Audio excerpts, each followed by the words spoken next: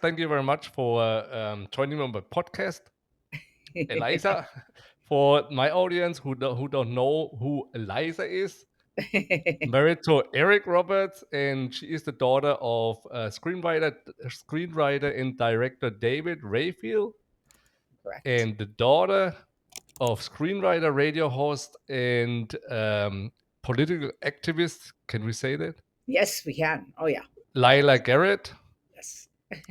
So that brings me to the question: was it easier or more difficult for you to get into the film and movie industry because of your famous parents?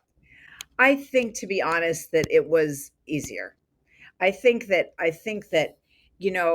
believe me, it doesn't make it happen all the way, but it certainly opens a couple of doors, and also you're immersed in it, so you're used to the personalities, you speak the language. There's a kind of at home homeschooling that goes on, so you already are a little bit ahead of the game. Um, and so I think it helped. There are definitely, some ways where people think it'd just be so easy. Like my father wrote a lot for Sidney Pollack. It wasn't as if Sidney Pollack ever put Eric or me into a film. Um, he didn't. So it's not instantaneous at all whatsoever. It's not a guarantee, but I think it is helpful. And then you have to follow it up with whatever you have. Um, you as yourself, you're an actress and also a director, a producer, and also a screenwriter, acting coach, and of course married to Eric Roberts. Yes. Uh, You also have, I think it was 104 credits on IMDb as Yeah. an actress and a director, and 11 upcoming. You Yeah. also manage Eric. Yes. How do you do all this? It's Managing Eric and all the other things. it's so nice of you to ask, because people don't sometimes realize that these are big jobs. It's a lot, right? Um, so it's always nice when somebody does recognize that it's a lot. Um, I just keep going all the time. Anywhere I am accomplishing something, checking something off a checklist. Um, trying to focus when it comes to acting. I think in a weird way, the fact that I can't like focus on it the way that I wish I could, where you just completely remove yourself from all your other obligations. I think in a way that helps, because it keeps me so kind of vulnerable in a sense, because you're constantly really having to keep your wits about you. You're feeling every gain and every loss. And so then when suddenly you have this sanctuary of an acting role, um, all those emotions that come from, I guess, in a way, the anxiety of the responsibilities, it kind of kicks in. And I find it helpful in a strange, odd way. That makes sense. That's why I'm so good in movies and films because Yeah. of the release of all the emotion what you Yes. collected before, and now you are able to get it, let it all out. Yeah. That's That right. makes totally sense. Okay, good. I'm glad. That- so, speaking of acting, do you think starting early as an actor or actress in their lives is better than becoming an actor or actress as an older person like me, 60 years old? So there's not really a good chance to get a lot of roles and parts in movies.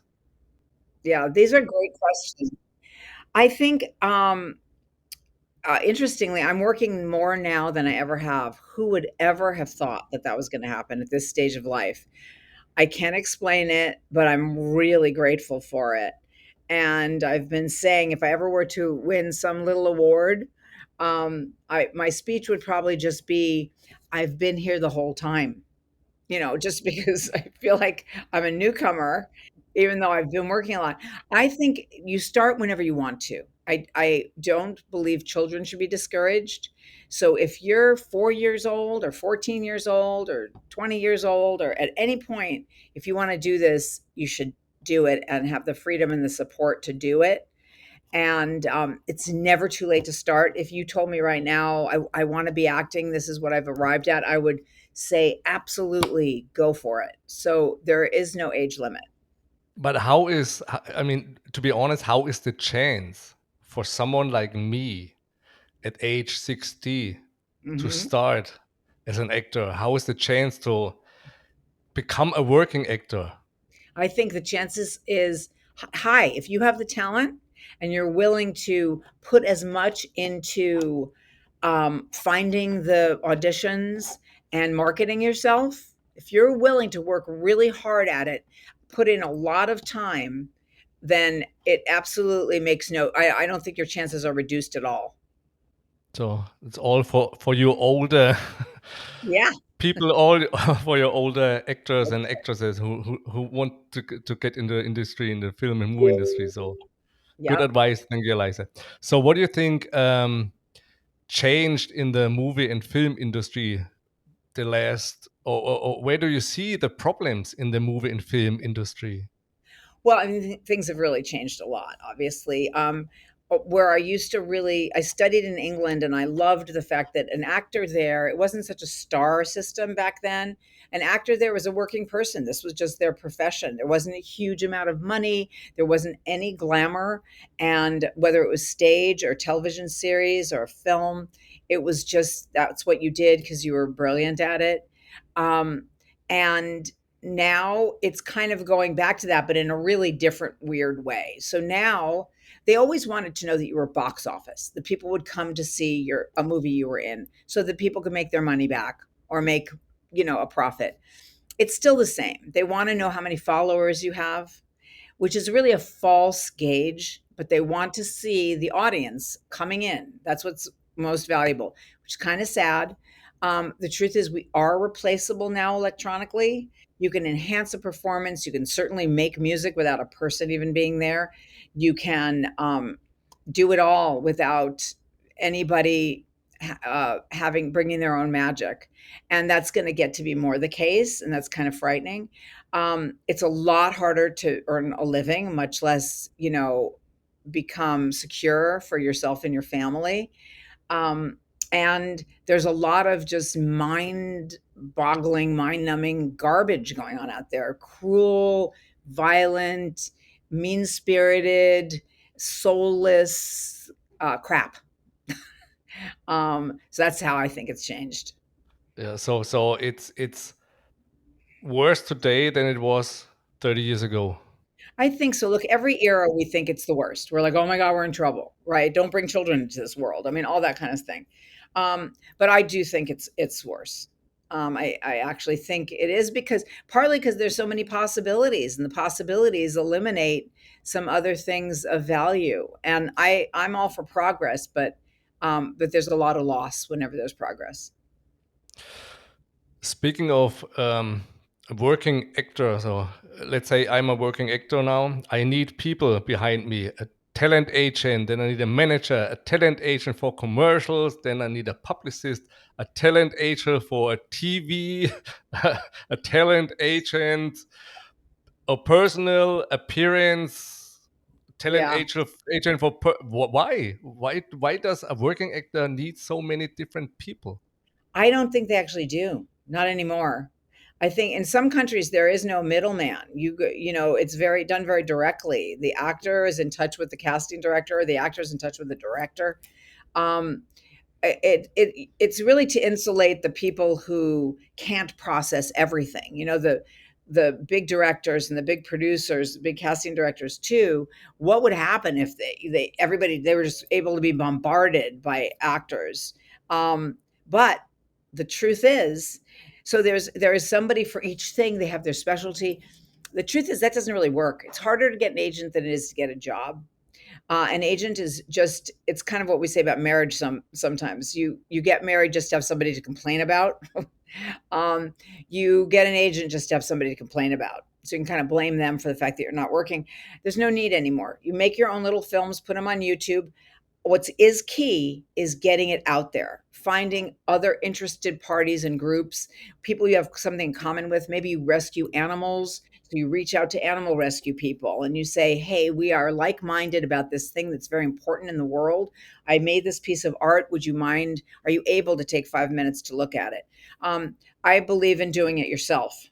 You go to Actors Access, you create a profile, and you submit yourself obsessively and compulsively, and don't worry about representatives. That's my opinion. But how does someone get a role or a part in a big Hollywood movie, in a big money movie, like let's say, for example, Steven Spielberg? Mhm. How does he notice you as a newcomer? You do it. You do study with teachers who actually, like, many casting directors are coaches now, and they have classes. And even if it's their employees who are teaching the classes, go there and work. So you come to their attention and they take you under their wing. Submit yourself. There, besides Actors Access, there are other talent friendly. It's going to be the smaller roles at first, but it's the same casting people. And submit yourself to every breakdown you can through Actors Access, which is available to actors. Invest in that. Do that. Submit yourself over and over and over, many times. Do excellent work on every submission. Don't worry about the size of the role. And slowly but surely, you'll have one or two or three casting directors who are in your corner and think you have something special. And they need you as badly as you need them. And they will take you to the next level and the next. Do you think if someone wants to be successful as an actor, does the person has to move to Los Angeles No, these not days? anymore. No, You know, not you live anymore. anywhere now. You can live on the moon. I mean, it's I all think done on the moon online. is on the moon on moon is bad internet connection, I think. Might be bad. Listen, Malibu's a bad internet connection. So, I mean, make sure you have a good internet connection wherever you are. No, you do not need to move to Los Angeles. There's no reason to. And it's There way too is expensive to live here anyway. So, there you go. okay. Yeah. So there is uh, some stories out there that speaking of I have to address Eric a little bit. Yeah. So that in 1995 Eric shuffled you on a wall and he was arrested for that. Yes. Do you Yeah. remember that? Yeah, of course. There's a very terrible medication um, there's a couple of terrible medications that are, of course, prescribed by doctors, that are highly addictive. They affect your mood. They may work for a few moments, but in the aftermath, when it's out of your body, it's really bad. And that's any benzodiazepine, Xanax, Valium. There's a few others that are like the Ativan. Those are terrible drugs. And some of the SSRIs, people stay on them for too long. Zoloft, Paxil. People are trying to drug us now, which is very, very sad. And that causes mood swings like crazy. And Eric suffers from depression anyway. He's very appreciative and grateful, but he's not always happy.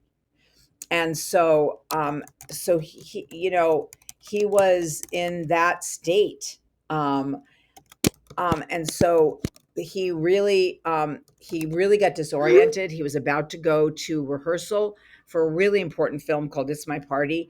And he was very agitated. He wanted to get to rehearsal. And it was hours before rehearsal was supposed to happen. And I went to say to him, you can't show up at the director's house now. It's 6 hours early. I couldn't reach him. I couldn't calm him down. It was in the aftermath of one of those medications that was supposed to help with anxiety and with depression. And he just reacted. I mean, he just like flailed out. And it's really, as much as he plays guys like that, it's really not characteristic of him at all. So that happened, and we all got through it, um, with the help of the doctors, and so on. And something he regrets a lot, obviously. Yeah. So you saw that it was the medication, not Eric. So that's why that's the reason you stayed with Eric. Yeah, the other bad medication is over-the-counter sleep medications and some cold medications. Anything PM, Unisom, whatever, it can really cause terrible, terrible mood swings. And as soon as he completely stopped those medications, there was a dramatic difference in his personality. Just no comparison. And we really did a lot of research about this. So, see, and marijuana can do that also. If somebody's a habitual user, then as soon as they're on a break from it, they're in withdrawal and they're agitated. And, the best is to just leave it all to your own nature and just try to cope with life. But as a user, you're always in denial. I Oh, can God, always yes. stop. I can always stop. So you I say, I can always stop. You blame other I things. don't I need mean, it. I don't need it. no, But people treat their let's drug let's like, relax a little bit. But I don't need it. yeah, I yeah. know I know a few of them. I know, pretty bad, really bad. So Yes. how important is Eric for you? How important in the world, you mean? Did you say important? Such a Important. good question because we just traveled. We just got back from location yesterday. Um, he's very recognizable. It's the funniest thing. I mean, we don't really understand it. Yeah, like you're nodding. I think it's accumulation. He's done so much that even if someone can't quite pinpoint it, um, they'll just turn on the TV and he'll be there. So they see his face out in public and they're like, I know that guy. We had the funniest thing at Burbank Airport the other day. We were sitting right next to a woman. She was waiting for a friend and we were sitting like inches away from her, and we were chatting with her and she was just sweet, and then suddenly she just turned away and went, Eric. And of course he said yes, and she's like, and I said, were you just checking to see if it was him? She's like, yeah. But she was right there. So instead of her saying, are you Eric Roberts, I'm not sure, she didn't want to do that, so she figured if he didn't respond then she'd know it wasn't him. It was, and we became friends because that was hilarious. They were smart. They were Yeah, really smart. How do you pick? I assume you're picking the roles or parts for Eric. yeah. How do you pick the roles and parts? How A do you lot of decide which? times.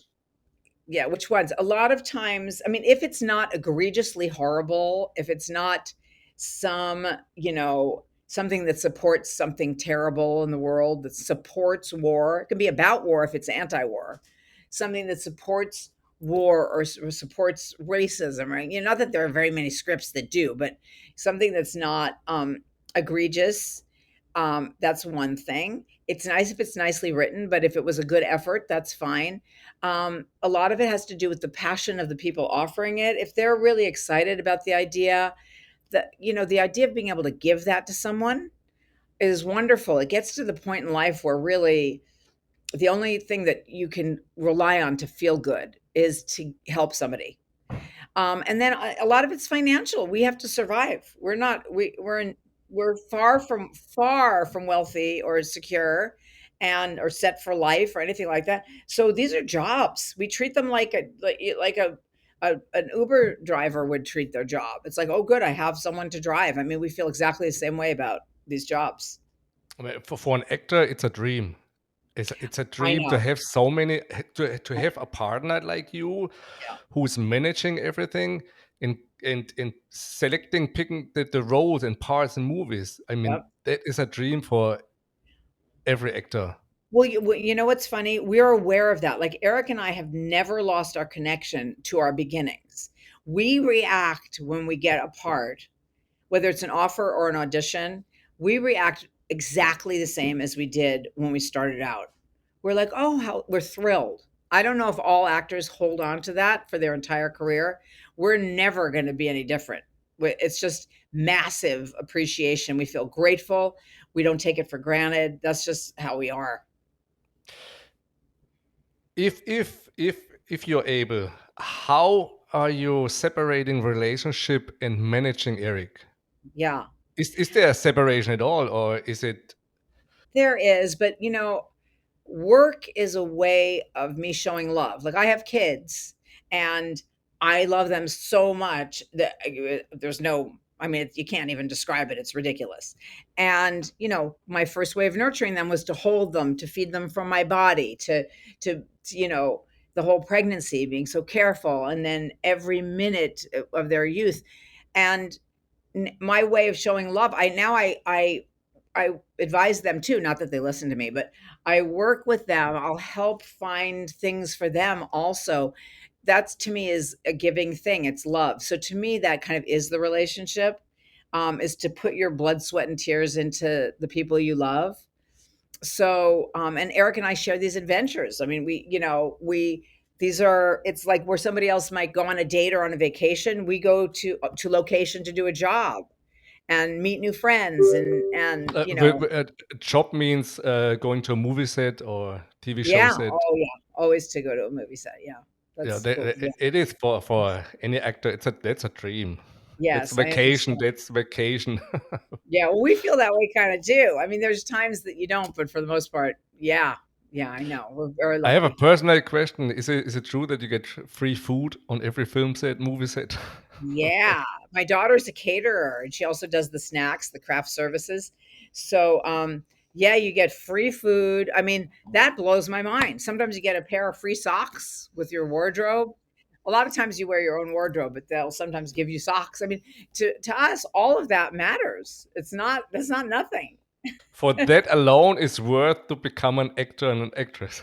I totally agree. So, I totally agree. have you ever thought where you would be today if you haven't met Eric? Yeah, yeah, definitely. And I know he's thought that, and he brings it up a lot, as a matter of fact.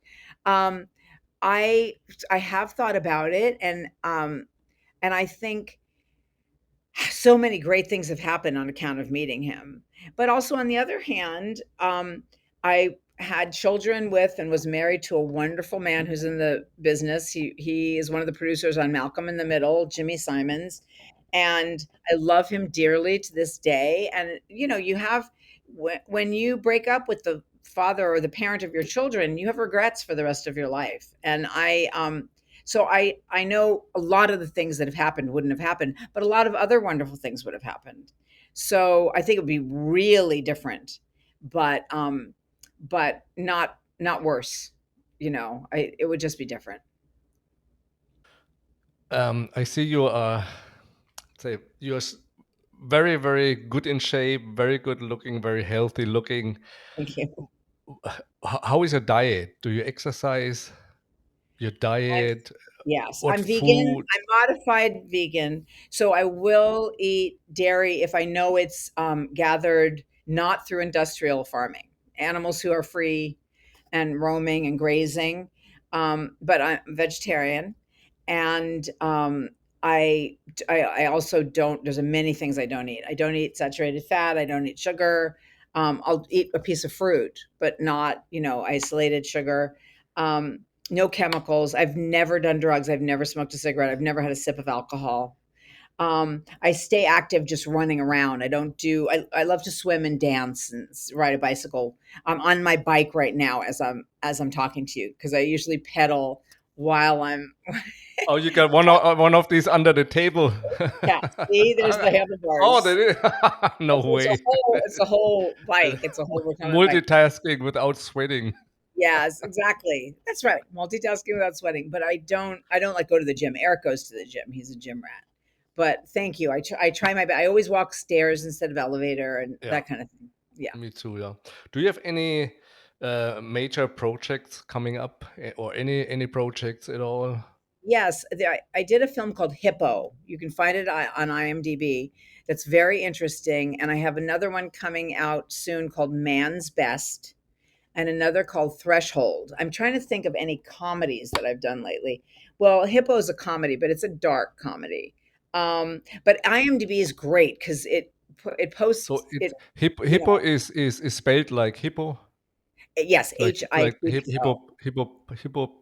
Hippopotamus. Yes. And it was executive produced by the people who did Righteous Gemstones, Danny McBride's company, David Gordon Green, Jody Hill, and Danny McBride. So Mark Rappaport directed. Kimball Farley is one of the co-stars, and Lila, something that I can't pronounce, Is it? is brilliant. You She said plays Michael Rappaport, Matt. direct? No, no. Mark Rappaport. Oh, Mike Yeah. Rappaport. Okay. Yeah, so that's a good one to see. There's a lot. We're starting a movie in a couple of days. We're always working. I'm sure you noticed. It's just wonderful. We should see what time it is because I want to be sure to get Eric here for you since he needs to I've go and just take one some. more question. My Yes, last question, because I Eliza, can my talk to last you question. forever, but go ahead. Ready? When yeah, I know William Sadler did, and a few other people too. Um, when can we expect your autobiography? Ah, Maybe, maybe with the yeah. title "My Life with Eric." My life with Eric. Oh gosh, there's a lot of titles that I've thought of. That's a good one too. Um, the person who co-wrote Eric's autobiography with him, with us, and the guy Dennis who recorded the audio, and my friend David Duchovny, all have encouraged me to do a memoir or an autobiography. And I actually have started working on something like that. So um, this is something I never would have thought of because I would have thought, who wants to read that? But it really could happen. It definitely could. Great, can't wait, can't wait. Okay, Okay. Eliza. So Okay. we want So we want fun. that. Yeah, Yes, and we go can ahead. do a part 2 anytime you want also, so, okay? That would be But I'm wonderful. Anytime you have a project or anything news, any updates, yes, I'll come just to you. That sounds good. just let Jackie know and I will. you're Jackie's so online great. again. Okay, Yeah. I'm gonna take the kitty off my lap now and get Eric, Okay. and Thank you he'll so come much. talk Thank you to you. so much for joining me You're on my you're podcast, so Eliza. welcome.